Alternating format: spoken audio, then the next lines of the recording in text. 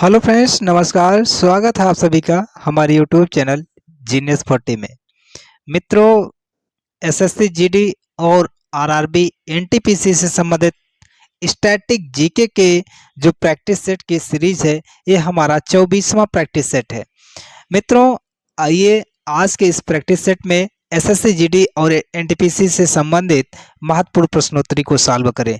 मित्रों, आज के सेशन का हमारा पहला प्रश्न है, किसी राजनीतिक दल को पंजीकृत दल की स्थिति पाने के लिए कम से कम कितने प्रतिशत मत पाने चाहिए? ए ऑप्शन ए 1%, बी 2%, सी 3% और डी 4%। मित्रों, किसी भी राजनीतिक दल को पंजीकृत दल की स्थिति पाने के लिए कम से कम 4% मतों को पाना अनिवार्य होता है। कम से कम 4% मत तो पाने ही चाहिए, इसलिए ऑप्शन डी इसमें सही है। ऑप्शन डी मित्रों सही है, 4%। ठीक है। नेक्स्ट हमारा दूसरा प्रश्न है, भारत के नियंत्रक एवं महालेखा परीक्षक का कार्यकाल कितने वर्षों का होता है? यानी कई कंट्रोलर ऑडिटर जनरल का कार्यकाल कितने वर्षों का होता है? ऑप्शन ए 3 वर्ष, बी 4 वर्ष, सी 5 वर्ष और डी 6 वर्ष। तो मित्रों, दूसरे का सही ऑप्शन होगा डी 6 वर्ष। कितना? 6 वर्ष। कैग का जो कार्यकाल है वो 6 इयर्स होता है। भारत के नियंत्रक के महालेखा परीक्षक का कार्यकाल 6 वर्षों का होता है। नेक्स्ट हमारा अगला प्रश्न है, तीसरा, भारत का प्रथम मुख्य चुनाव आयुक्त कौन था? ए जीवी मावलंकर, बी सुकुमार सेन, सी केवी के सुंदरम और डी टी स्वामीनाथन। तो मित्रों, तीसरे का सही ऑप्शन होगा बी सुकुमार सेन। मित्रों, भारत के प्रथम मुख्य चुनाव आयुक्त सुकुमार सेन थे। नेक्स्ट हमारा अगला प्रश्न है, चौथा प्रश्न है, सर्वोच्च न्यायालय के न्यायाधीश की सेवानिवृत्ति की आयु कितनी होती है? ए 65 वर्ष, बी 62 वर्ष, सी 68 वर्ष और डी 70 वर्ष।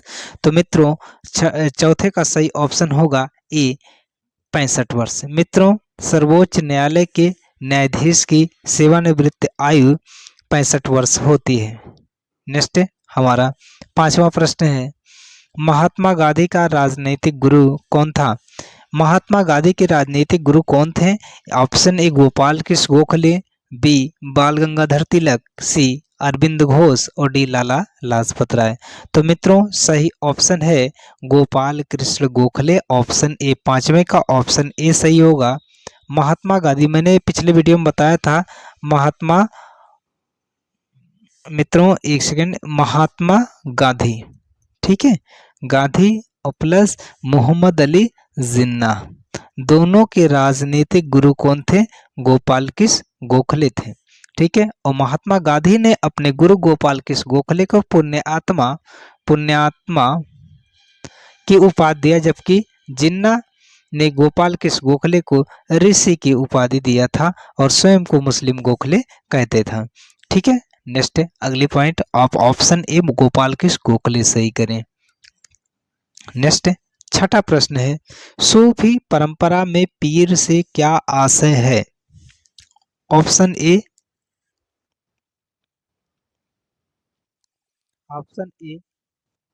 सर्वोच्च ईश्वर, बी सूफियों का गुरु, सी सभी सूफी संतों में सर्वश्रेष्ठ और डी सूफियों की आस्थाओं के लिए लड़ने वाला।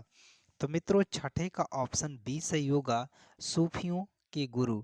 सूफियों के गुरु को क्या कहा जाता था? सूफी परंपरा में पीर कहा जाता था। ठीक है। नेक्स्ट अगला प्रश्न, सातवां प्रश्न है, गुरु गोविंद सिंह द्वारा खालसा पंथ की स्थापना की किस वर्ष में की गई थी? ऑप्शन ए 1699, बी 1707, सी 1657 और डी 1599। मित्रों, सातवें का सही ऑप्शन होगा ए 1699। गुरु गोविंद सिंह द्वारा खालसा पंथ की स्थापना 1699 में की गई थी। नेक्स्ट हमारा 8वां प्रश्न है, पंचशील के सिद्धांतों का प्रस्तावक कौन था?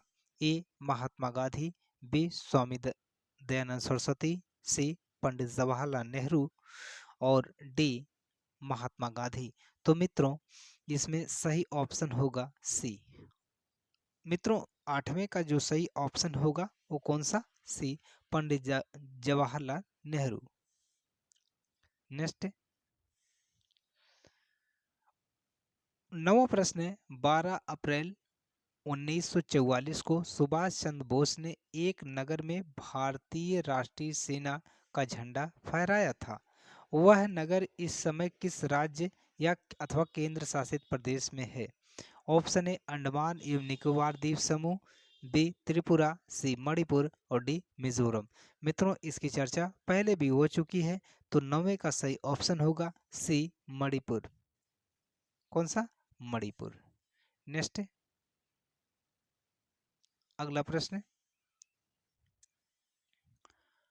10वां प्रश्न, निम्नलिखित में से किसको किसी कोशिका में अचल संपत्ति माना जाता है? ए कार्बोहाइड्रेट, बी न्यूक्लिक अम्ल, सी प्रोटीन और डी वसा। तो मित्रों 10वां का सही ऑप्शन होगा ए कार्बोहाइड्रेट। कौन सा? कार्बोहाइड्रेट। निम्नलिखित में से किसी कोशिका में अचल संपत्ति माना जाता है तो कार्बोहाइड्रेट को। नेक्स्ट 11वां प्रश्न, भूमि का जल मूल रोमों तक किस दबाव से पहुंचता है? ए वायुमंडलीय दबाव, बी कोशिका दबाव, सी परासरण दबाव और डी मूल दबाव। तो मित्रों 11वां का सही ऑप्शन होगा सी। 11वां का सही ऑप्शन कौन होगा? सी, परासरण दबाव द्वारा भूमि का जल मूल रूपों तक पहुंचता है। ठीक है।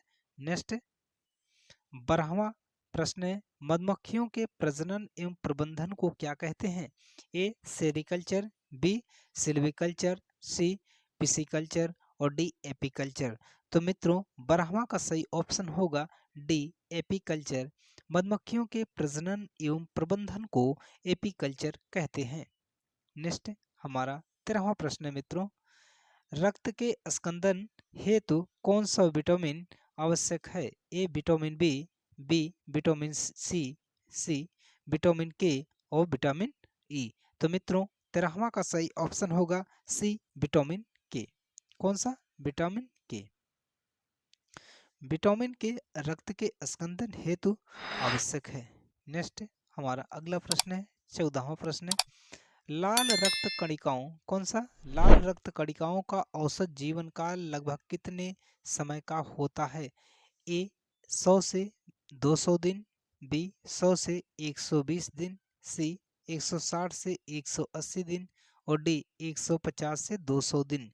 तो मित्रों 14वां का सही ऑप्शन होगा बी 100 से 120 दिन। 100 से 120 दिन, ऑप्शन बी आप सही करें।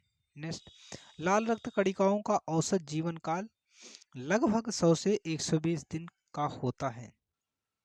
नेक्स्ट 15वां प्रश्न मित्रों, शीत ऋतु में पशुओं के प्रसुप्ति काल को क्या कहते हैं? ए एस्टिवेशन, बी रिजेनेरेशन और सी म्यूटेशन और डी हाइबरनेशन। तो मित्रों 15वां का सही ऑप्शन होगा डी हाइबरनेशन कहते हैं। क्या कहते हैं? हाइबरनेशन। शीत ऋतु में पशुओं के प्रसुप्ति काल को हाइबरनेशन कहते हैं। नेक्स्ट हमारा 16वां प्रश्न मित्रों, निम्नलिखित में से कौन सा सर्वोत्तम विद्युत चालक है? ए तांबा, बी लोहा, सी चांदी और डी एल्यूमिनियम। तो मित्रों 16वां का सही ऑप्शन होगा सी चांदी। ऑप्शन सी सही करें, चांदी सर्वोत्तम विद्युत चालक है। नेक्स्ट 17 नंबर का प्रश्न, उड़ान अभिलेख का तकनीकी नाम क्या है? उड़ान अभिलेख का तकनीकी नाम क्या है? ए गहरा बक्सा, बी अंधा बक्सा, सी काला बक्सा और डी ऊंचाई मापी यंत्र। तो मित्रों 17 का सही ऑप्शन होगा सी। कौन सा? सी, काला बक्सा। ऑप्शन सी आप सही करें। उड़ान अभिलेखी का तकनीकी नाम काला बक्सा है। Next black box. Next 18 number प्रश्न है, निम्नलिखित में से कौन सा कंप्यूटर नेटवर्क नहीं है? ए विस्तृत क्षेत्र नेटवर्क, बी स्थानीय क्षेत्र नेटवर्क, सी वैयक्तिक नेटवर्क और डी महानगरीय क्षेत्र नेटवर्क। तो मित्रों 18 का सही ऑप्शन है सी। कौन सा? वैयक्तिक नेटवर्क। ऑप्शन सी आप सही करें। देखिए वैयक्तिक नेटवर्क कंप्यूटर नेटवर्क नहीं है। नेक्स्ट हमारा 19वां प्रश्न है, उर्वरकों के निर्माण में निम्नलिखित में से कौन सा तत्व प्रयोग में लाया जाता है? ए फ्लूओरीन, बी सीसा, सी एल्यूमिनियम और डी पोटेशियम। तो 19वें का सही ऑप्शन होगा डी पोटेशियम। कौन सा? पोटेशियम। ऑप्शन डी आप सही करें।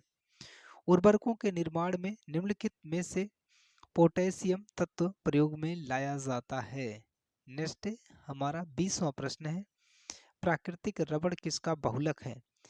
ए आइसोप्रीन, बी स्टाइरीन, सी एथिलीन और डी ब्यूटाडाइन। तो मित्रों 20वें का सही ऑप्शन होगा ए आइसोप्रीन। ऑप्शन ए आप सही करें। प्राकृतिक रबड़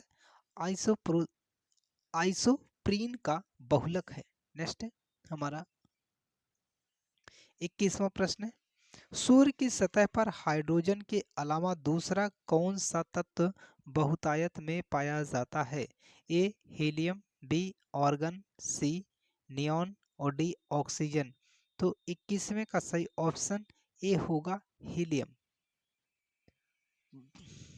सूर्य की सतह पर हाइड्रोजन के अलावा दूसरा हीलियम तत्व बहुतायत में पाया जाता है।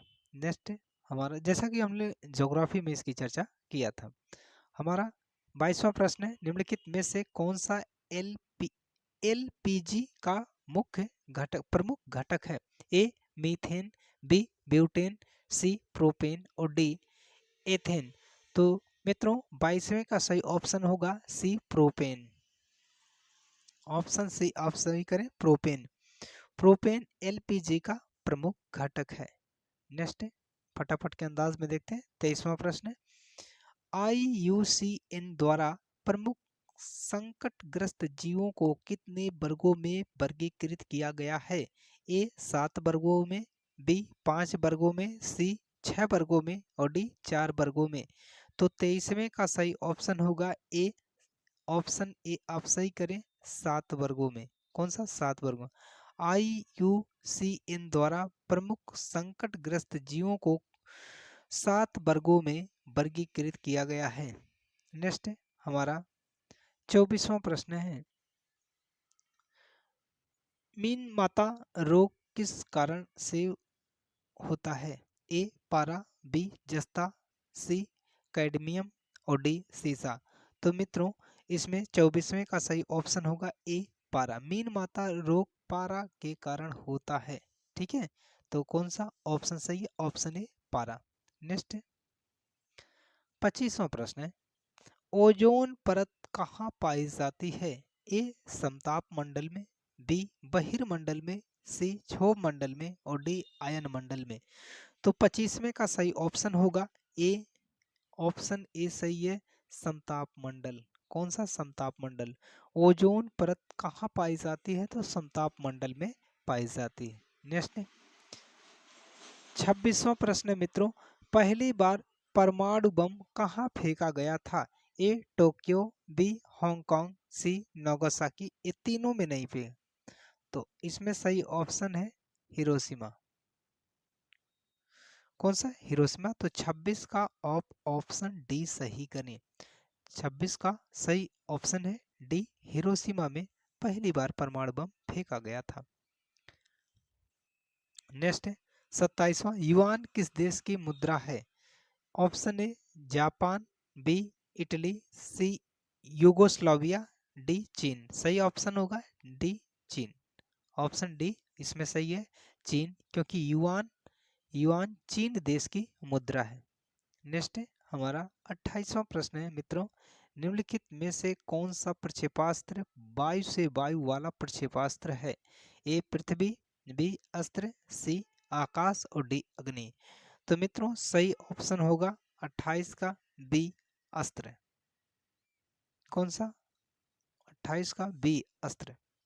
नेक्स्ट है हमारा अगला प्रश्न है 29वां प्रश्न, संतोष ट्रॉफी किस खेल से संबंधित है? ए फुटबॉल, बी बैडमिंटन, सी बास्केटबॉल और डी इनमें से कोई नहीं। तो 29वें का सही ऑप्शन होगा ए फुटबॉल। कौन सा ऑप्शन सही है? ए फुटबॉल।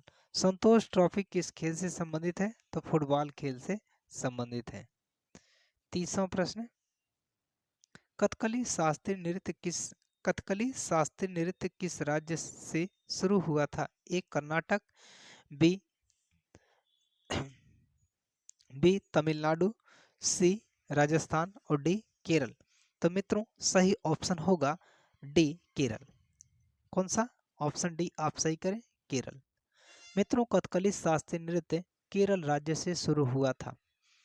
ठीक है मित्रों, यह आज के जो प्रैक्टिस सेट था, ये 24वां प्रैक्टिस सेट के अंतर्गत हमने ये टॉप 30 प्रश्नों की संग्रह था।